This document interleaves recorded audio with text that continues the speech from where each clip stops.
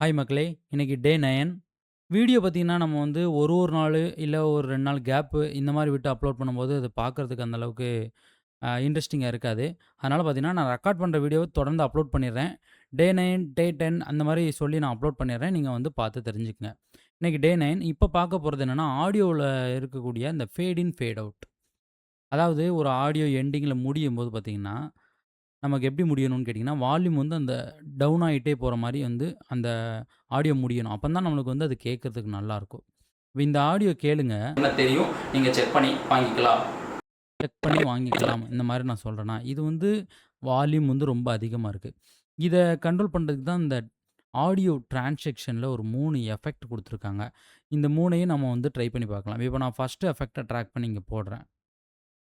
போட்டதும் இங்க அப்ளை ஆயிடுச்சு. கொஞ்சம் லென்த்தா நம்ம தேவைன்னா இழுத்துக்கலாம். இப்ப நான் ப்ளே பண்ணும்போது பாருங்க. இந்த மாரி ஸ்க்ரீன்ல பார்த்தீங்கன்னா தெரியும். நீங்க செக் பண்ணி வாங்கிக்கலாம். பார்த்தீங்களா? வால்யூம் வந்து அப்படியே டவுன் ஆகுது. சரிங்களா? இது ஒரு எஃபெக்ட். அடுத்து செகண்ட்ல இருக்க இந்த எஃபெக்ட் எடுத்து போடலாம். இதையும் வேணா நம்ம கொஞ்சம் லென்த்தா நம்ம இழுத்துக்கலாம். ரைட். இப்ப ப்ளே பண்றேன் பாருங்க. நான் லிங்க் வேணும் அப்படின்னா இந்த மாரி ஸ்க்ரீன்ல பார்த்தீங்கன்னா தெரியும். நீங்க செக் பண்ணி வாங்கிக்கலாம். இது ஒரு எஃபெக்ட். அதாவது ஒவ்வொன்னும் ஒவ்வொரு விதமான எஃபெக்ட்டா இருக்கும். ஒரு எஃபெக்ட் அப்படியே ஸ்லோவாயிட்டே போகும்.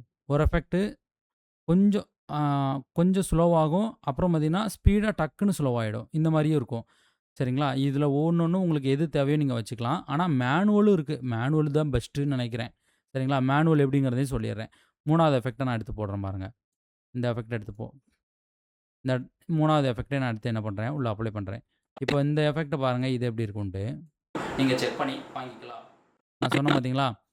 குயிக்கா என்ன ஆகும்னா, வால்யூம் டவுன் ஆயிரும் இந்த எஃபெக்ட்ல. இப்ப பாருங்க. ஸ்க்ரீன்ல பார்த்தீங்கன்னா தெரியும். நீங்க செக் பண்ணி வாங்கிக்கலாம். அவ்வளோதான். இந்த மாரி 3 எஃபெக்ட் இருக்கு. எது வேணுமோ நீங்க பயன்படுத்திக்கலாம். சப்போஸ் மேனுவலா எப்படி பண்றது அப்படின்னு கேட்டீங்கன்னா, வேற ஒண்ணும் இல்ல. இந்த ஒரு லைன் இருக்கு பார்த்தீங்களா? இந்த லைன் வந்து இருந்தா போதும். இந்த லைன் இல்லன்னா என்ன பண்ணணும் அப்படின்னா, மேல ஒரு பேனர் சிம்பல் குடுத்துருக்காங்களா? இத கிளிக் பண்ணிட்டு இந்த இடத்துல என்ன பண்ணணும்னு கேட்டீங்கன்னா, ஷோ ஆடியோ கீ ஃப்ரேம்ஸ் இத டிக் பண்ணீங்கன்னா வந்துரும். இப்ப நான் பென் டூல் எடுக்கிறேன்.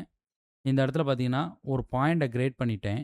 இந்த இடத்துல புடிச்சு கீழ இழுத்துட்டேன். இப்போ நான் ஆடியோ ப்ளே பண்ணும்போது பாருங்க. பார்க்கலாம். இதுக்கு நான் லிங்க் வேணும் அப்படின்னா, இந்த மாரி ஸ்க்ரீன்ல பார்த்தீங்கன்னா தெரியும். நீங்க செக் பண்ணி வாங்கிக்கலாம்.